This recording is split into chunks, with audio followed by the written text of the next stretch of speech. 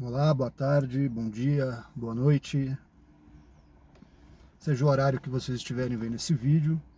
Meu nome é Vinícius Guerreiro, esse canal é Vina Guerreiro e, de novo, por conta de tudo que está acontecendo nesse país, tudo de trágico, no governo e no governo anterior, no desgoverno Bolsonaro, né, e por tudo que estava acontecendo e está acontecendo ainda, pelas tentativas de golpe, né, do dia 8 de janeiro desse ano, pela malfadada, graças a Deus, tentativa de explodir com fogos de artifício o Supremo, pelo tiozinho lá em céu, que acabou falecendo, né, com fogos de artifício, seja pelo que a Polícia Federal descobriu, acho que através do celular do Mauro Cid, pelo que eu vejo das notícias, é isso, eu não tenho informação nenhuma. Por conta de todo esse tipo de desestabilização perpetuada por quem hoje está na oposição, embora é louco, né? Porque é uma oposição que ao mesmo tempo faz parte do governo, né? O PT e o PL lançaram chapas únicas em algumas cidades, então é uma oposição para quem, né? Talvez só no campo nacional, mas não no campo municipal e estadual, se for o caso. Mas por conta de tudo isso, né, da descoberta de que queriam assassinar aí o ministro Alexandre de Moraes, o vice-presidente Geraldo Alckmin e o presidente Lula, então presidente Lula, sempre vão colocar ou alguém ligado à família Bolsonaro ou os próprios Bolsonaro, um deles, no caso é o Carlos, né, que é quem cuida das mídias do pai dele. Sempre vão atrelar, né, o vídeo que eu fiz lá em 31 de... não sei se foi dia 30, foi em julho de 2019, me usando como exemplo. Mas isso é um absurdo, tá? É lógico que como eu pus a cara, eu não vou processar ninguém, nem mídia, porque é um fato público, fui eu que fiz mesmo, eu reconheço isso. E reconheço até a vergonha de ter feito um negócio desse, porque realmente foi um disparate, foi uma coisa fora de hora e não foi proporcional. Ali eu deveria ter mandado um forte cala a boca Bolsonaro, porque eu tenho o direito de mandar o presidente da República calar a boca. Se eu quiser mandar o Lula calar a boca, eu tenho o direito de fazer isso, eu só não tenho o direito de ameaçar ninguém. Outro sim, carecia que os queixosos aparecessem. Pelo que eu entendo de lei, não apareceram. Inclusive, semanas depois, eu fui lá e me desculpei com uma orientação dos meus advogados naquele momento e mantenho o meu pedido de desculpas. Fiz isso e depois até tentei voltar um pouco ao meu canal, mas nunca mais me senti à vontade para falar certas coisas. Porque eu tinha essa verborragia na época, uma verborragia que eu ainda tenho, mas que eu prefiro não manifestar porque eu não sei, tá? Eu tenho críticas gravíssimas ao governo Lula, como eu tive e tenho críticas gravíssimas ao que o Bolsonaro fez e o que o Bolsonaro ainda faz fora do governo. Porque é um homem que desastra essa república. Desastra essa república. Ele, os filhos dele, menos os que estão na política. Eu não estou falando de menina, da menininha filha dele lá, que é a caçula. Eu não estou falando desse pessoal. Eu não falei da mãe do Bolsonaro, eu não falei do pai do Bolsonaro. Eu só acho que a mãe do Bolsonaro deveria ter dado um pouco mais de carinho pro menino, porque é notável que está faltando carinho na vida desse homem.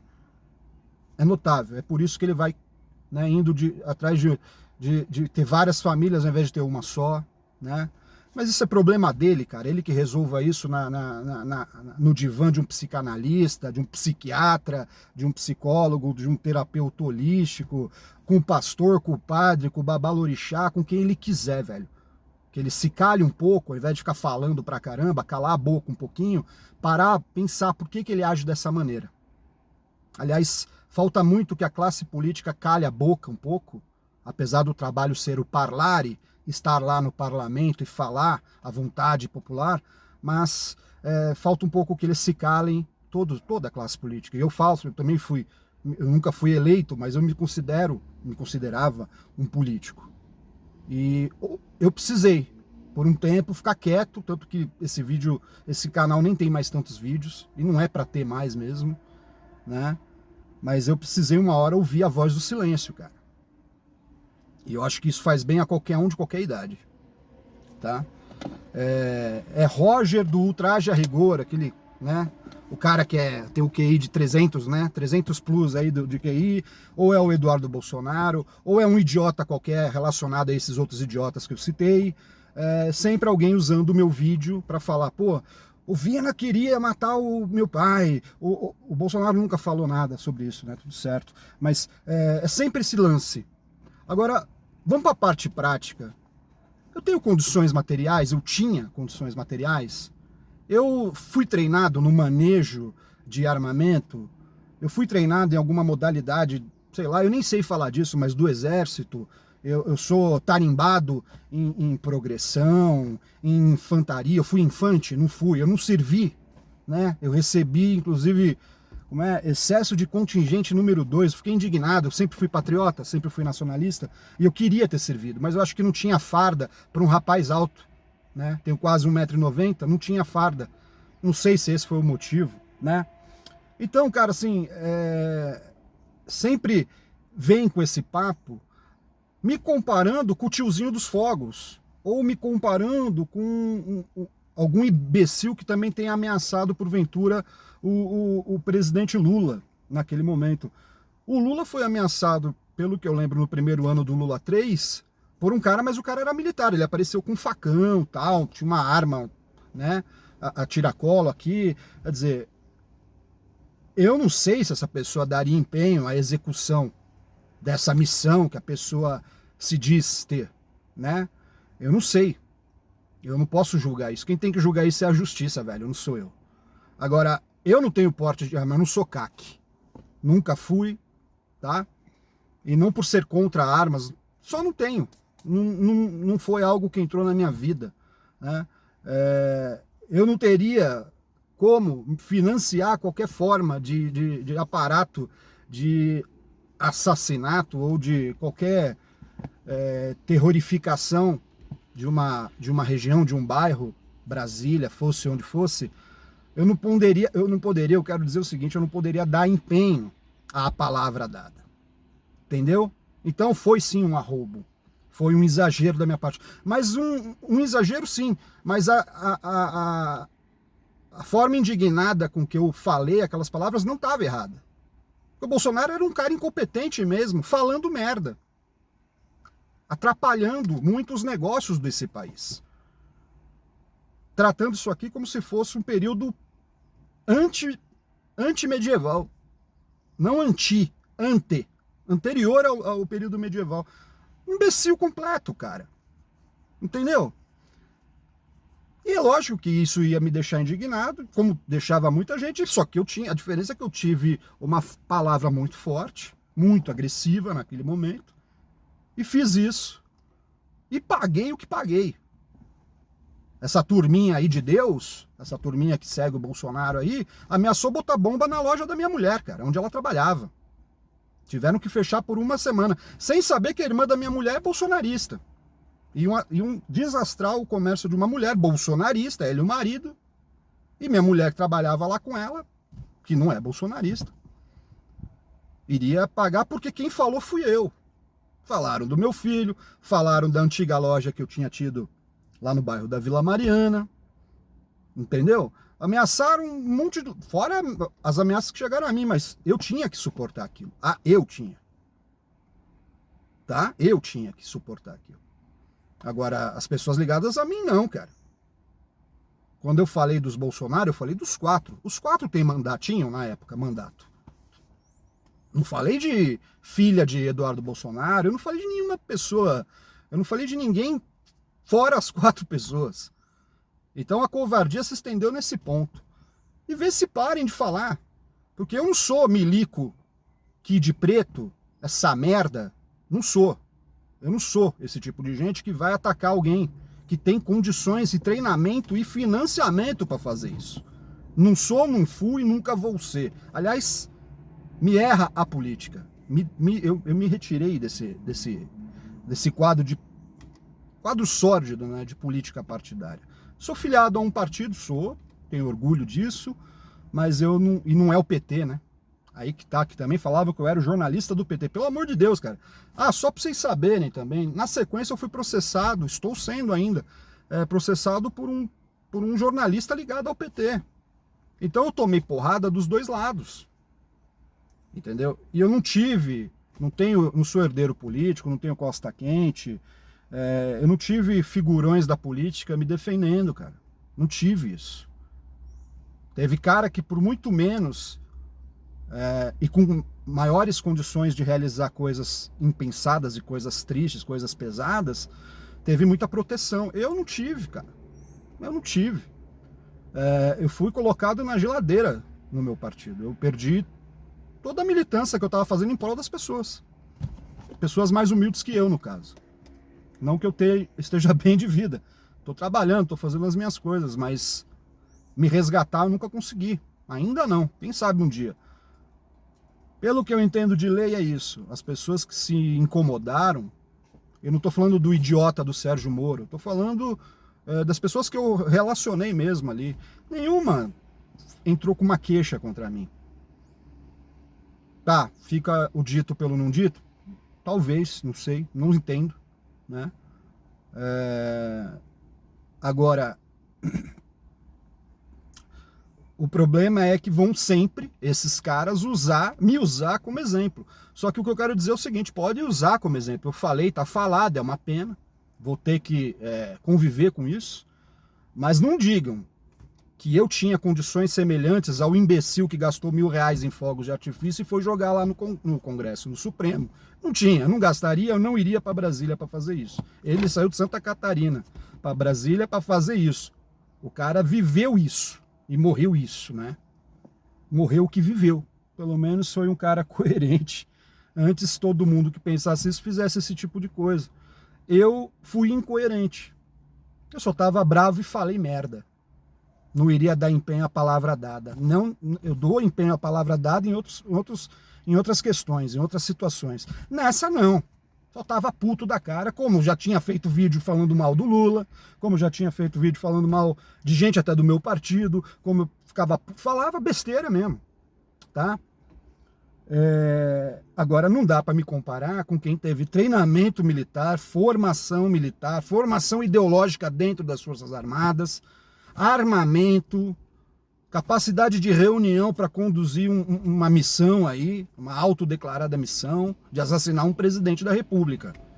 Se eu der um tiro com uma arma qualquer, é capaz da arma pular da minha mão, é capaz de acertar meu pé. Eu não sou igual a esses caras aí. Esses caras têm treinamento. Tomara que sejam presos. Tomara que haja uma total revisão do tipo de pessoas que estão sendo formadas pela escola ideológica dentro das Forças Armadas. Claro que sim. Porque se tem uma coisa que eu mantenho daquele vídeo lá, de 31 de... Eu tô com 31 na cabeça, mas de julho de 2019, se tem uma coisa que eu mantenho daquele vídeo para hoje, e eu acho que eu vou manter essa ideia para sempre, é que ninguém tá pedindo a opinião dos militares. Para mim, militar tem que calar a boca e cumprir a sua atribuição. Ninguém botou uma arma na cabeça do militar e falou, você vai ser milico. Então, esse negócio de mistura de política civil com política militar, cara, isso aí é um problema. É um problema que derrubou a monarquia, é um problema que da treta lá que botou o Floriano, né, da treta da Marinha com o Exército, lá a primeira tretinha desses caras, depois a treta que eles fizeram lá de derrubar o Getúlio, depois a treta que esses caras fizeram lá para botar cobranças absurdas em outro militar, o Dutra, e depois de não deixar como era, o João Goulart tomar posse, né, na saída do presidente Jânio Quadros, né, as forças obscuras, né, não deixaram, quase que não deixa o Juscelino Kubitschek tomar posse, entendeu? Suicídio do Vargas, que veio antes também, depois o golpe militar em 64, depois o golpe dentro do golpe em 68, tirando da reta aí a questão da queda estranhíssima, do choque entre aviões do Castelo Branco, que devolveria supostamente a democracia em 67. Quer dizer, aí vai vendo, tem muita coisa. O Silvio Frota tentando assassinar lá os irmãos Geisel, no caso o Geisel, o Ernesto Geisel, e tinha o outro irmãozinho dele lá, né? Ou seja, a treta militar, a política militar, a política das facções dentro das Forças Armadas. E eu tenho que compactuar com isso porque aonde, velho? Foram vocês que conseguiram formar um incompetente, um imbecil como o Jair Bolsonaro. Que eu acho que nem abrir um paraquedas ele deve saber, cara. Né? Um chefe de logística, eu nem vou citar o nome desse infeliz, que não conseguia mandar tubo de oxigênio para Manaus, o lugar onde o cara residia. E o cara era da logística do Exército. E era ministro, então. Não vou falar o nome, não quero problema. Né? Já devo ter arrumado algum probleminha aí, mas não vou ficar, entendeu? Então, por favor, não venham me comparar com esse tipo de gente, que eu não sou igual a vocês. Eu não sou igual. Eu não sou igual nem a sorte do jornalista que pergunta assim: você tá arrependido? Você tá assustado? Você tá isso? Você tá aquilo? Aí eu falo sim, sim, sim, sim, sim. Aí o cara vai lá e escreve o texto que ele quis. Estou arrependido. Eu me arrependi. Eu me assustei, sim. Claro que sim. Ameaçaram pessoas ligadas a mim que não tinham nada a ver com isso. Por que não vieram em mim e não fizeram o que tinham que fazer? Por que não deram empenho também a tantas ameaças? Não deram. Ficou dito pelo não dito. São iguais nesse sentido. Somos iguais. Fomos, ou melhor dizer, fomos iguais nesse sentido. Agora, não me venham misturar com um tiozinho dos fogos, Zé Doidinho de Santa Catarina, que tem vários lá igual a ele, que querem explodir com fogos de artifício. Não foi a primeira vez que jogaram fogos de artifício no Congresso, né? Lembra da Sarah Winter jogando lá, ela e uma equipe lá dela, jogando fogos assim para cair as bombinhas, entendeu? Uma forte alusão ao que eles gostariam de fazer se eles tivessem um equipamento de verdade, né? Tudo financiado com o velhinho da loja lá, eu não vou falar, entendeu? Não é verdade? As barracas foram financiadas por alguém, eram as mesmas barracas e só vendia naquela loja, né? Curioso, né? Esse tipo é isso que é foda, porque a justiça deveria estar olhando para esse tipo de coisa e as penalizações deveriam estar acontecendo. Mas não estão acontecendo. E veja, a gente está no governo Lula. É lógico que a justiça não tem que compactuar com esse ou com aquele governo. Não deveria, pelo menos. Mas não dá para o presidente Lula e o pessoal dele, o ministro da Justiça, que foi do Supremo, inclusive, não dá para ele pesar a mão e falar, escuta, tá demais, né? Quantos mais planos de assassínio dentro da democracia, da república, que supostamente a gente vive numa democracia dentro de uma república, quantos mais atos? Ou a esquerda, o governo dito de esquerda do Lula, precisa da narrativa dessa oposição violenta para se manter de pé? Eu queria entender esse tipo de coisa. Porque é complicado, né? O Lula foi preso, cara. E não por tentar matar alguém. Supostamente por corrupção. E aí? E o outro lado? Vai ser preso quando? Os filhos Bolsonaro, os 3 que têm mandato, e o pai que foi presidente. E o Braga Neto? E o Heleno? Vão ser presos quando? São golpistas, cacete.